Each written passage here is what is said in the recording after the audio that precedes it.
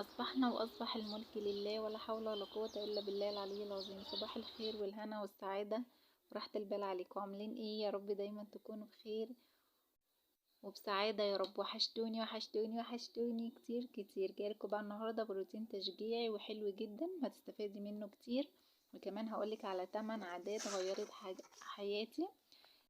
وكمان عملت تغيير كده بسيط في غرفة النوم وتنظيف عميق بقى من اللي قلبك يحبه. يلا بينا نبدأ الفيديو ونسمي بسم الله مع بعض. طبعا لو انت اول مرة تشوفيني اشتركي في القناة وفعلوا زر الجرس عشان يوصلك مني كل جديد. متنسونيش بقى في اللايك والكومنت الحلو منكم. اللي يكبر الخاطر ربنا يكبر بخاطركم دايما يا رب. وشرف ليا وعلى راسي طبعا انك تكوني واحدة من عيلتنا الجميلة واخت من اخواتنا الحلوين. يلا بقى نقول بسم الله الرحمن الرحيم. اول حاجة انا غسلت هنا، لميت كل الشماعات بتاعة الدولاب، غسلتها عشان تبقى نظيفة، عشان لما اعلق عليها الهدوم تبقى حلوة مش عليها تراب. طبعا نزلت الضفة بتاعة البناطيل كلها في الارض لانها ما كانتش نظيفة وكانت ما كانتش مرتبة يعني. ومسحت بقى الدولاب مسحة حلوة، وغسلت المفارش، وهبتدي بقى اطبق البناطيل واحطها تاني مكانها.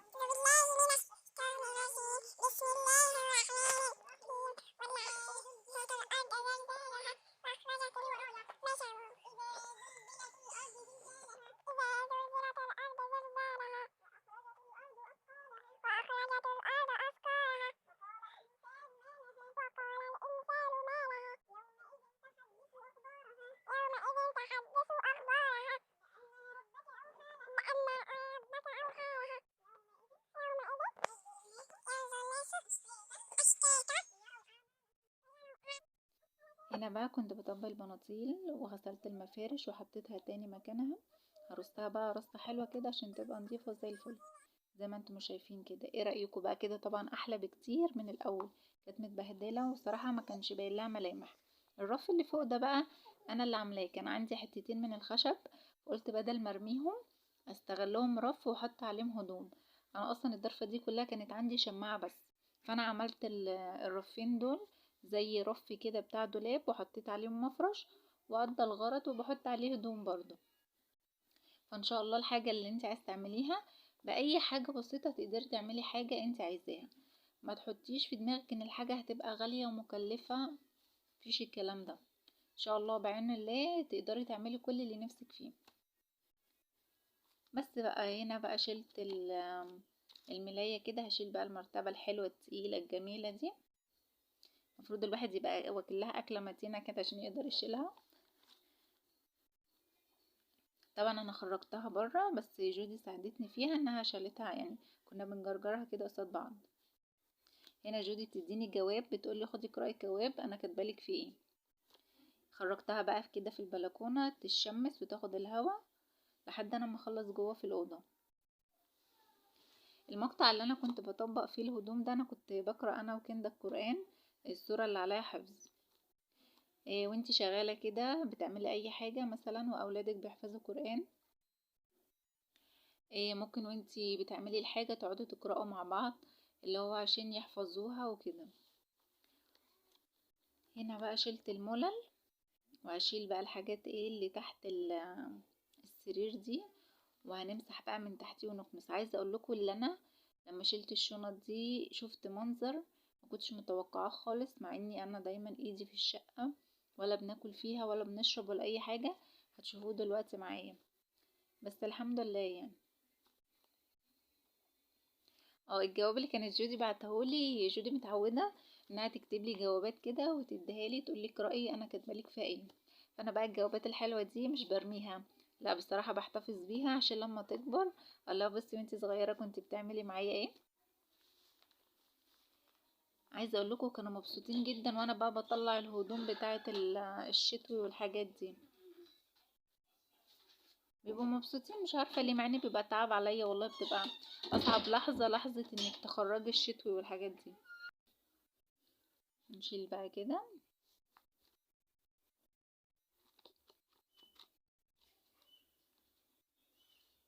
سمي الله بقى كده وتوكلي على الله، وان شاء الله كل حاجتك هتخلص ومش هتحسي بتعب. هتحسي بتعب شويه بس كله بيهون والله العظيم. لما تلاقي الحاجه اللي انتي عملتيها بشكل حلو ومرتب فكل حاجة هتهون. شايفين بقى كمية النمل؟ يعني انا عايزة اقول لكم شفت المنظر ده اقسم بالله نفسي اتسدت. طبعا رشيت، عندي رش كده بتاع النمل حلو جدا، وكله مات بقى عشان خاطر ايه، طبعا هيسرح عليا وعلى العيال. الهدوم طبعا اللي تحت السرير دي كلها بعد ما اخرجها من الشنط هطلعها اغسلها كلها عشان طبعا اكيد فيها نمل. وكنست بقى كده تحت السرير، وهننضف بقى تنظيفة من اللي قلبك يحبها. يلا قومي لو انتي وراكي حاجة ومكسلة تعمليها ما تكسليش، استعيني بالله وتوكلي على الله وقومي خلصي اللي وراكي. احنا كلنا بنفيد بعض وبنتعلم من بعض. كده كنت كنست، مسحت بقى مسحة حلوة وهسيبه ينشف براحته. هرش بقى كمان ملح، بحب ارش ملح بعد ما بخلص في الاركان كده. الملح فايدته حلوة، بيطرد الشياطين وبيمنع الطاقة السلبية في البيت. خلصتها بقى اسيبه ينشف عشان خاطر ايه لما اجي احط الشنط ما يبقاش فيه ميه. مسحت بقى بقية الدولاب والمفارش غسلتها، وهبتدي بقى ارص الهدوم. برص ضرفة ضرفة، وجع قلب. يعني يما كان إيه اللي رميكي على الهم يا لوزة؟ سنة الحياة يا اختي. يلا الحمد لله، ربنا يقوينا ويعيننا جميعا يا رب اللهم امين. تعالوا بقى اقولكوا على ال8 عادات اللي غيرت فعلا حياتي. اول حاجه معايا الالتزام بمواعيد الصلاه. لازم تصلي الصلاه في وقتها، ما ينفعش تاخري الصلاه او تفوتي صلاه الا في الضروره القصوى. لو انت مثلا بتعملي حاجه في البيت، يعني انا مثلا لما كنت بطلع الهدوم وكده كنت اسمع الاذان اروح اتوضى واصلي. إيه كمان الحركة دي هتعودك على الصلاة، هتعودك كل ما تسمعي الأذان تسيبي أي حاجة في إيديكي وتروحي تصلي. حلوة جدا، وبتبقي بقى بصي كمية الراحة النفسية، كمية الهدوء والطاقة اللي بتبقى في البيت والخير والبركة، فدي حاجة حلوة جدا. تاني حاجة معايا بقى، خصصي كل يوم ورد كده من القرآن تقرأيه يوميا. يبقى الورد ده تقرأيه يوميا برضو بيفرق جدا معاكي. ممكن من الورد ده تحفظي كمان القرآن. تالت حاجة بقى معايا وهي خصصي لنفسك برضو ورد من الاستغفار يوميا. استغفري مثلا على قد ما تقدري 100 مرة 200 مرة اللي انت هتقدري عليه. صلي على سيدنا محمد صلى الله عليه وسلم وعلى آله وصحبه أجمعين. الحاجات دي كلها في ناس ممكن تشوفها صغيرة، بس هي كبيرة جدا، بتحصنك وتحفظ بيتك وبتحفظك، حلوة جدا. هنا بقى انا كنت خلصت، عشت بقى حياتي مع الدولاب والهدوم وكده، وخلصت بقى وقلت ازعف معايا الحيطان كده قبل ما امسح واكنس والحاجات دي كلها، عشان لو في طبعا تراب ولا اي حاجه تنزل. روتين عميق عميق يعني. بصوا ده احنا حتى غسلت الشماعات عشان تبقى كل حاجه نظيفه كده وزي الفل. ايوه زعافي بضمير، زعافي بضمير، عشان في تراب اي حاجه تبقى الدنيا معاكي نظيفه وحلوه.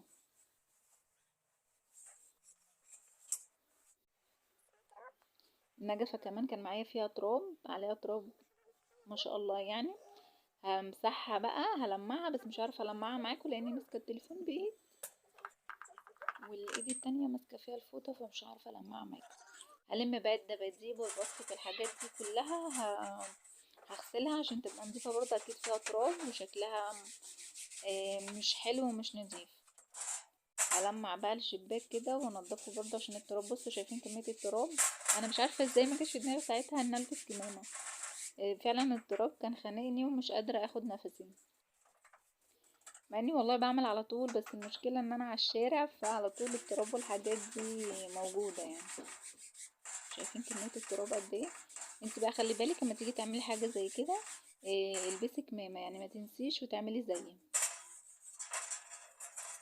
ساعات الواحد بينسى حاجات كده، بس الحمد لله. رابع حاجه معانا احنا قلنا ايه، هتخصصي برضو ورد من الاستغفار يوميا. رابع حاجه معايا، يا ريت لو تقومي كل يوم تصلي صلاه الفجر. يعني عايزه اقولك كميه الطاقه اللي هتبقى عندك والبركه اللي هتبقى في البيت والنشاط والحيويه. فحاولي قولي يا رب اللهم ثبتني على صلاه الفجر. ربنا يجعلنا واياكم من مقيمين صلاة الفجر يا رب، اللهم امين. عفوا. خامس حاجة معايا بقى وهي تنظيم الوقت للبيت وللأولاد. حاولي تنظمي وقتك لشغل البيت، وقت للأولاد والمذاكرة، وقت لنفسك انتي عشان برضو تاخدي راحة لنفسك، وان انتي ما يبقاش عليكي ضغوطات كتير، تفصلي ما بين البيت والولاد والحاجات دي كلها. سابع حاجة بقى الصدقة. حاولي تتصدقي على قد ما تقدري، حتى لو هتتصدقي ب5 جنيه. ما تقوليش الفلوس هتنقص، بالعكس ده انت فلوسك هتزيد، وهيبقى فيها خير وهيبقى فيها بركة، وربنا هيبارك لك في رزقك وفي أولادك وفي بيتك وفي أهلك. فالصدقة دي برضو حاجة مهمة جدا وأساسية جدا. تامن حاجة بقى ودي الأهم بالنسبة لي، جبر الخواطر. في ناس كتير ما بتفهمش ايه هو جبر الخواطر، بس جبر الخواطر ده من الحاجة المهمة جدا. اجبري بخاطر اي حد، ما تقوليش الكلمة الصغيرة والله العظيم بتفرق وبتزعل. إيه، في ناس ممكن ترميلك كلمة تزعلك وتنيمك معيطة وتنيمك زعلانة وتشككك في نفسك. فليه يا جماعة نجبر بخاطر بعض؟ الدنيا مش مستاهلة. ونقول كلمة حلوة في وش بعض وفي حق بعض، فدي برضو جبر الخواطر ده من الصدقات. ففي حاجات كده ساعات الواحد مش بيبقى واخد باله منها وبتفرق كتير، يعني حاجة صغيرة بتفرق فعلا. هنا بقى لميت كل المفارش والحاجات اللي على التسريحة، علشان خاطر ايه هغسل كل المفارش برضو. ولميت بقى الحاجات اللي على التسريحة دي، وهرتب الحاجات اللي انا محتاجاها اخليها، والحاجات اللي انا مش محتاجاها هرميها. هغسلهم بقى واحطهم ينشفوا لحد انا ما اخلص. شايفين بقى التراب فظيع، محبش التراب ده خالص، محبش احساسه، كمان بيبقى احساسه رخم قوي كده. انا مقتنعة ان النظافة دي شيء عظيم. ربنا يبارك لامي ويديها الصحة والعافية ويخليها لي يا رب، يعني علمتنا حاجات كتير، فربنا يخليها ويبارك لي فيها ويبارك في امهاتكم جميعا يا رب، اللهم امين. ما تنسونيش بقى بدعوة حلوة وتعليق حلو كده يجبر الخاطر، ويشجعوني بقى كده بتعليقاتكم الجميلة. هشد بقى التسريحة كده، كنت بنادل كندا تساعدني تشد من الناحية التانية، وهكنس بقى وراها وهنضف وراها برضو، اكيد وراها تراب اكيد يعني. هتشوفوا بقى كمية التراب اللي طلعت قد ايه.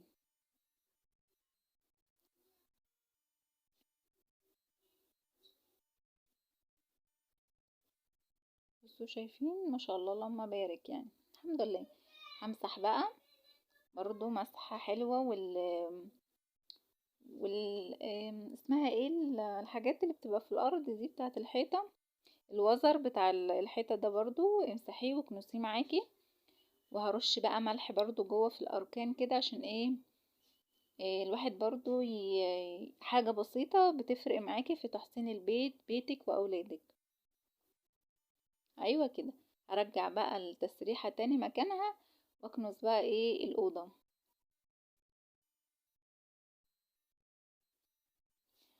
ربنا يا رب يرزقكم راحة البال والسعادة والبركة والخير يا رب، اللهم امين.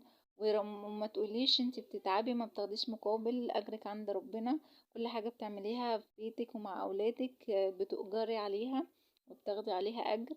فربنا يقوينا ويعيننا جميعا يا رب على الحياة والغلا اللي احنا فيه وتربية اولادنا، وربنا يحفظهم ويبارك فيهم يا رب، اللهم امين. علشان تخلي نفسك يعني تثبتي نفسك على الصلاة دايما، وانتي بتصلي قولي اللهم ثبتني على صلاتك وذكرك وحسن عبادتك. الدعاء ده حلو جدا، استمر عليه، هيفرق معاكي كتير جدا والله.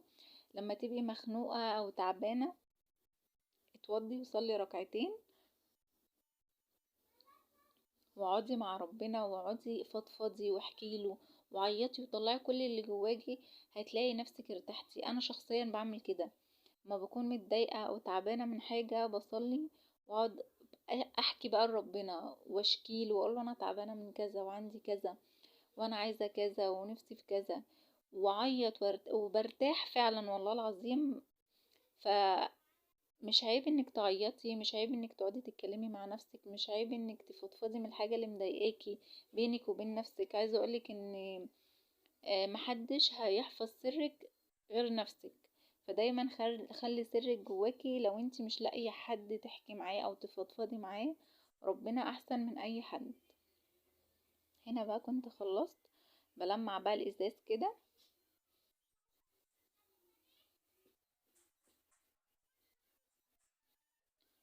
تلميعة برضو كده ايه حلوة زي الفل. انا عايزة اقولكوا اليوم جميل والشمس طالعة والدنيا ما شاء الله اللهم بارك يعني. استعيني بالله وتوكلي على الله وهتخلصي كل اللي وراكي، ومش هتحسي بتعب ولا مجهود ولا اي حاجة. ربنا يعيننا جميعا يا رب اللهم امين. إيه، كانت واحدة قبل كده قالت لي انتوا يعني بتصوروا والدنيا سهلة معاكوا والدنيا حلوة. قلت لها على فكرة التصوير بياخد وقت، المونتاج برضو بياخد وقت، والكلام ده كله ما تفتكروش ان هي حاجة سهلة. بالعكس خالص هي حاجة صعبة. يعني الفيديو اللي انتوا بتبقوا شايفينه 16 دقيقة و15 دقيقة ده بيبقى طويل، بس احنا عشان بنسرع وبنقص حاجات وبنعمل حاجات، فاحنا برضو بنتعب عقبال ما بنطلع لكم فيديو حلو او حاجة كويسة، فالواحد بيتعب. فما تستهونوش بالتعب ده او بالحاجة اللي انتوا شايفينها سهلة قدامكم ان هي سهلة. لا بالعكس، هي بتاخد وقت ومجهود. هنا بقى كنت مسحت الأوضة، برش برضو ملح كده ايه في الجوانب بتاعة الأوضة. ده بقى الرش بتاع النمل، عايزة اقول لكم تحفة. من ساعة لما رشيته مفيش ولا نملية تاني شفتها. بصراحة انا مش فاكرة اسمه ايه، لو انتوا عايزين اسمه انا ممكن اعرف لكم اسمه ايه واحطه لكم في التعليقات. بيقدلك عن النمل، مش هتلاقي عندك نملية في البيت. خلصت بقى هلمع الكومود كده وهنزلهم بقى كل واحد مكانه، عشان ايه نشوف هنعمل ايه تاني مع بعض. فطبعا وحب الناس ده حاجة حلوة. الحمد لله الحمد لله الحمد لله يا رب على حب الناس. ربنا يديمكم في حياتي نعمة يا رب، ومن غيركم اكيد الواحد ما كانش هيبقى هيوصل لحاجة. فربنا يبارك فيكم ويديمكم في حياتي نعمة يا رب اللهم امين. وبشكركم طبعا على كلامكم الحلو ودعواتكم الحلوة اللي انتوا بتسيبوها لي في التعليقات. ربنا يا رب يرزقكم راحة الدارين، ويرزقكم براحة البال وكل اللي نفسكم فيه يا رب اللهم امين. هنا بقى انا نزلت الكومودينات، وهلمع بقى ايه معايا الدولاب برضه عشان التراب والحاجات دي كلها. اكتر حاجة تعبتني الهدوم غسلتها كلها ورجعتها تاني مكانها بصراحة. غير كده الموضوع بيبقى سهل، بطلع من الشنطة الهدوم بتبقى متطبقة طبعا، وبحط في الدولاب ونفس الوضع الصيفي وكده. علشان بقى الهدوم ما تمشي منك، حطي قطع من المسك بتديكي ريحة حلوة قوي، مش بتخلي الهدوم تكمكم معاكي خالص. بس عشان طبعا شلت كل الهدوم وغسلتها وطبقت ورجعت، فده اكتر حاجة يعني خدت معايا وقت، بس الحمد لله خلصت على خير.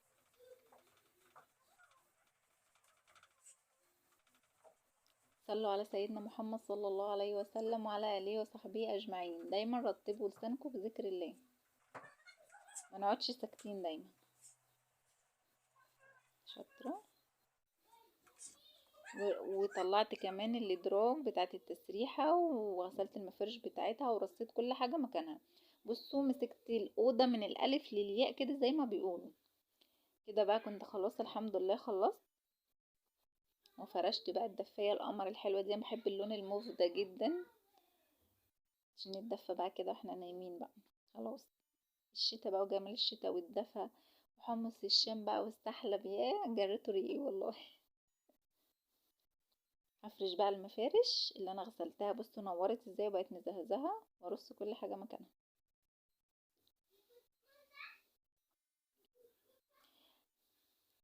قولوا لي بقى رايكم ايه في التغيير اللي انتوا هتشوفوه دلوقتي. هو حاجه بسيطه بس فعلا فرقت في نفسيتي وفرقت في شكل الاوضه كمان، حسيت ان شكلها بقى احلى. ومفارش التسريحه، بصوا بقى انا اشتريت المفرش بتاع التسريحه اللي فوق ده، هتشوفوه دلوقتي. ايوه هو ده، ايه رايكم فيه بقى؟ انا كنت جايبه القطعه دي، انا قصيتها اتنين، القطعه اللي على التسريحه بصوا لونها حلو قوي وشكلها شيك، ودي القطعه التانية. ركنتها بقى لحد ما اشوف هعمل بيها ايه، وهبتدي بقى ارص الحاجه ايه على التسريحه. بصوا الباسكت ده، ده باسكت بتاع الباسكت بتاع العجله بتاع جودي، طبعا العجله اتكسرت، فانا خدت الباسكت بقى غلفته كده تغليفه حلوه وزينته كده بوردتين. قلت اعمله ايه منظم كده للحاجات بتاعه التسريحه، يلملي شويه حاجات. فبرضو حاجه بسيطه وفرقت معايا وادي الديكور حلو وبسيط للتسريحه. المفرش ده انا كنت جايباه ب10 جنيه وب15 جنيه، مش غالي خالص والله العظيم. رصيت بقى كده كل حاجه مكانها، طبعا الحاجات دي انا ملمعاها. بص بقى القطعة التانية عملت بيها ايه، قصيتها على قد الادراج اللي تحت، وشلت المفارش القديمة وحطيت المفارش الجديدة، هتشوفوها دلوقتي معايا. عايزاكم بقى تقولولي ايه رأيكم، شكلها حلو ولا لا، وفرقت في شكل التسريحة ولا ما فرقتش. كده كان الدولاب معايا لما خلص وطبقته. بس طبعا في هدوم ناقصة هتتحط، فانا اما اخلص طبعا هحطها. وكده الحمد لله تمت المهمة بنجاح وفرشنا الأوضة. ودي الستارة برضو كنت جايباها معايا، كانت عاملة 20 جنيه، حلوة جدا وشكلها شيك وسيمبل قوي. دي اسمها بواقي ستاير، شكلها حلو قوي. مش مبلغ غالي وحاجة مبلغ بسيط، غيرتي شكل الأوضة وغيرتي الديكور بتاعها واديتك يعني غيرتي حاجة كده، حسيتي بتغيير كده في الأوضة. غسلت بقى الدباديب والحاجة معايا بقت زي الفل. وده بقيت المفرش اللي انا قصيته، حطيته بص على التسريحة من تحت. عايزاكم بقى تقولوا لي ايه رايكم في التعليقات. يعني 30 جنيه جبت حاجتين غيرت شكل الاوضه، انا بالنسبه لي مبسوطه جدا وحاسه بتغيير وحاسه بفرق في الاوضه. فدايما ما تعقديش نفسك انك تجيبي الحاجه الغاليه او تجيبي الحاجه الغاليه قوي يا اما لا. في حاجات بتبقى رخيصه على قد الايد بس برضو بتديكي نفس النتيجه. وكده كان شكل الاوضه النهائي بتاعي. هقفل بقى الشباك وخلاص كده خلصنا. يا رب الفيديو يكون عجبكم واكون افدتكم. ما تنسونيش بقى في لايك وتعليق حلو كده منكم، تشجيعي يكبر الخاطر. واسيبكم على خير واشوفكم على خير، واقول لكم بحبكم جدا في الله. باي باي.